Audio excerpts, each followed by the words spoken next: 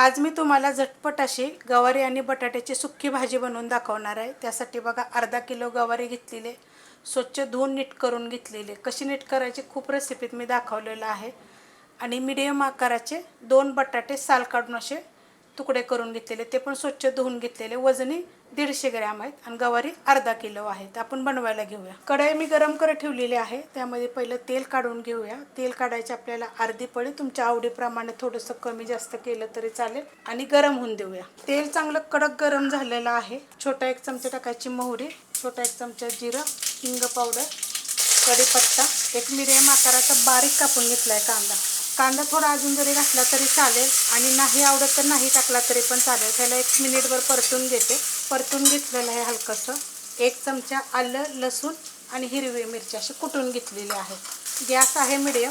हलकसं परतून घेतल्यानंतर एक मीडियम आकाराचं टोमॅटो, ते पण आपल्याला ह्याच्यामध्ये 1 मिनिटभर परतून घ्यायचं। मस्त असं परतून घेतलेलं आहे। ह्याला काय आपल्याला सॉफ्ट वगैरे करायची गरज नाही आहे। चवीप्रमाणे टाकायचं मीठ,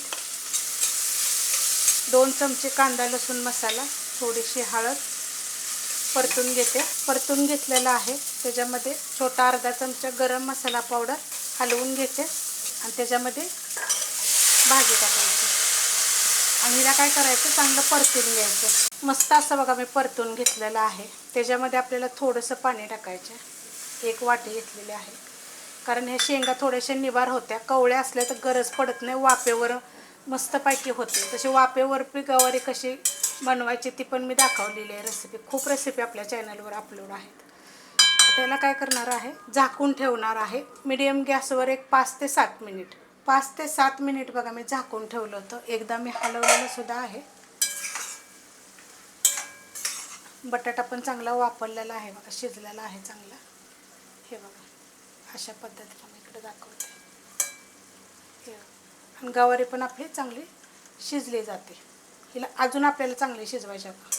ह्याच्यामध्ये टाकणार आहे मी शेंगदाण्याचं कूट, एक 4 ते 5 चमचे मिक्स करून घेते। आता ह्याला शेंगदाण्याचं कूट नाही टाकलं तरी चालेल। हे आता मी 5 ते 7 मिनिट कसं झाकून ठेवलं होतं।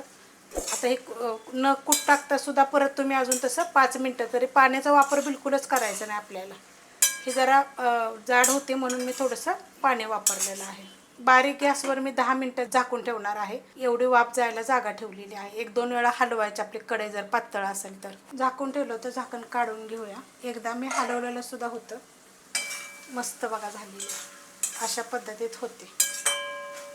खूप जणांच्या अशा कमेंट होत्या थोडे जास्त प्रमाणात दाखवा, तर ही बघा अर्धा किलो म्हणजे 600 ग्रॅमची झाली पूर्ण, बटाटा वगैरे सगळं टाकून। ही रेसिपी कशी वाटली कमेंट करून सांगा। रेसिपी आवडली तर लाईक करा, सबस्क्राईब करा, कमेंट करा आणि शेअर बी करा।